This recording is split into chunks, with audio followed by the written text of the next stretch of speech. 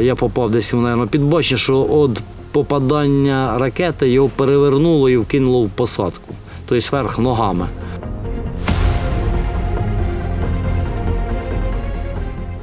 Разом з піхотинцями їх там порозкидало по тій посадці, як тряпочки секонд-хенда.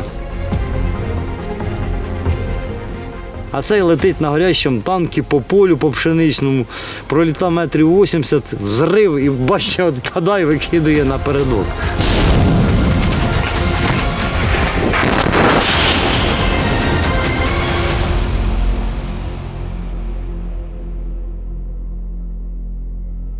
Перший свій танк я підбив Стугною. Я працював тоді на Стугні за 5,5 кілометрів. За Вірнопіллям він поїхав на пряму наводку, розстрілював хати.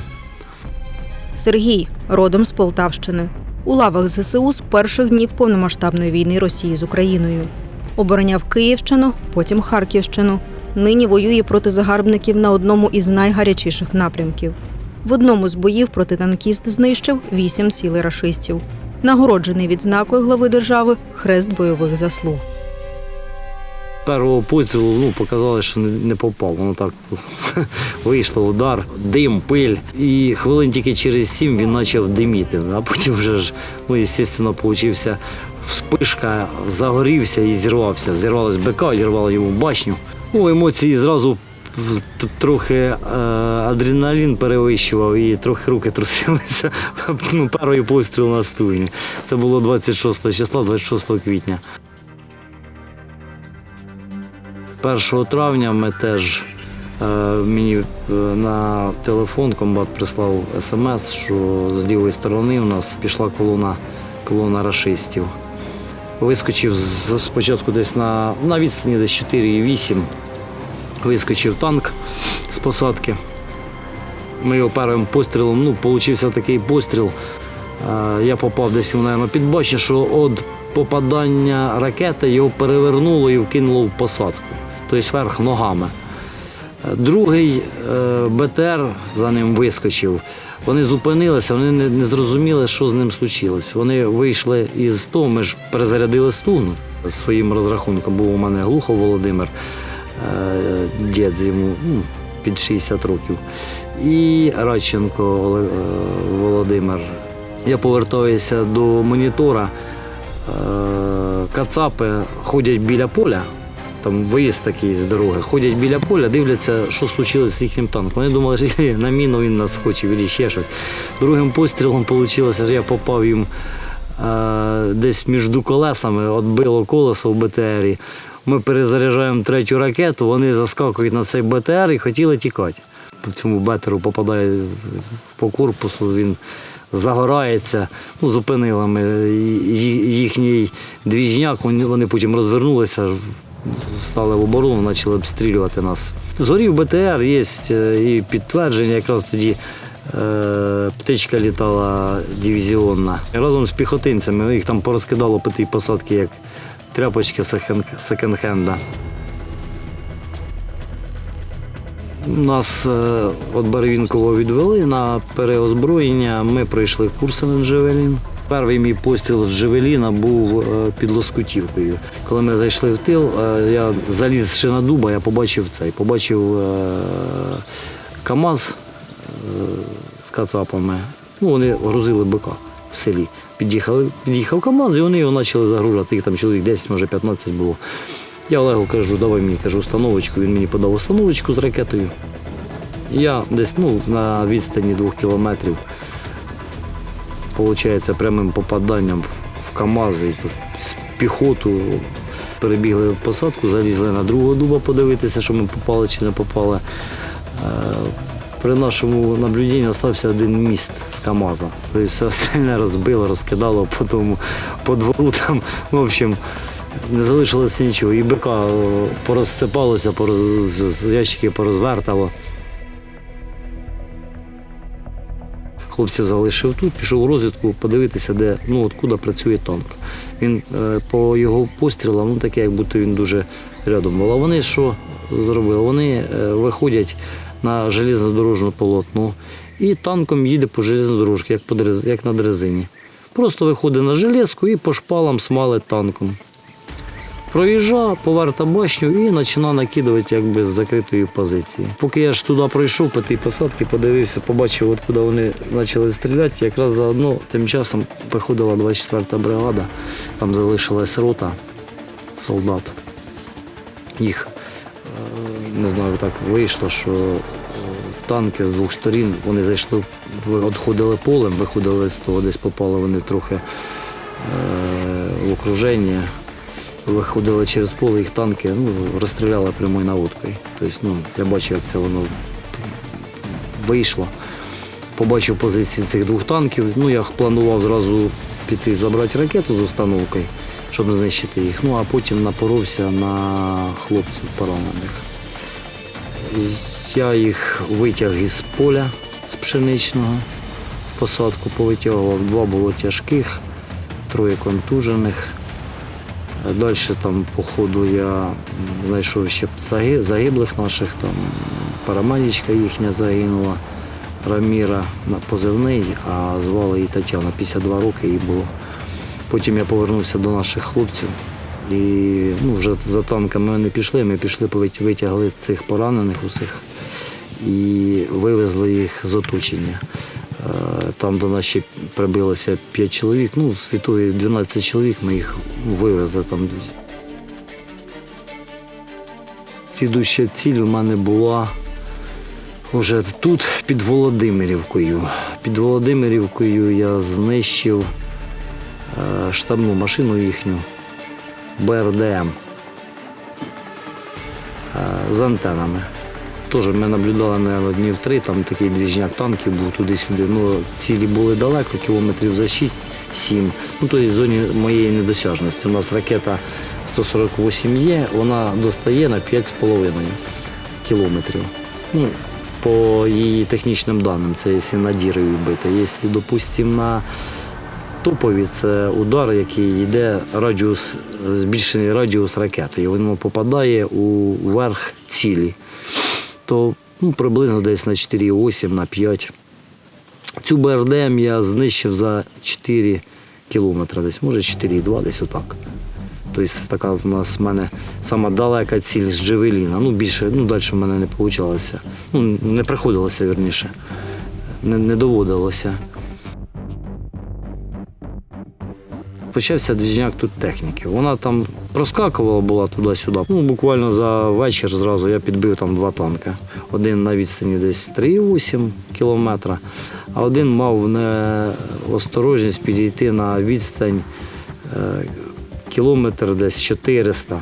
Я думаю, він взагалі на нас буде вискакувати. Тобто він дуже, мабуть, обізлився і виїхав практично на пряму наводку. Він зробив 2 постріли, більше не встиг. Ми його там накрили прямо тій посадки. Він так попало під башню і башня відпала. Підготовлені вони, та стріляють вони дуже гарно, я вам скажу.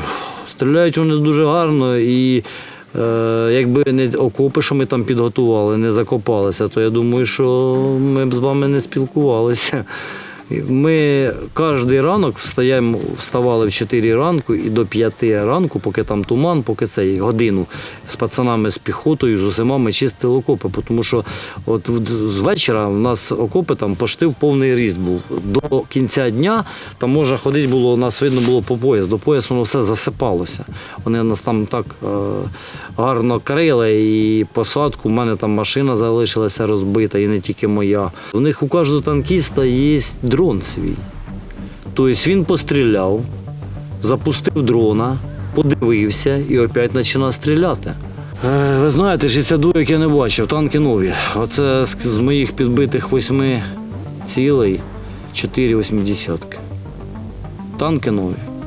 Вони низенькі. 70-ки в неї башня здорова. Оце ось на цьому участку я підбив тільки 2 70-ки, 72-х. А то 80-ки в основному.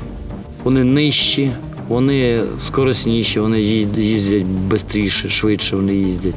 І постріли, якщо той, ми насчитували там за хвилину, він 7-8 робив, то цей падла до 12 пострілів у минуту робить.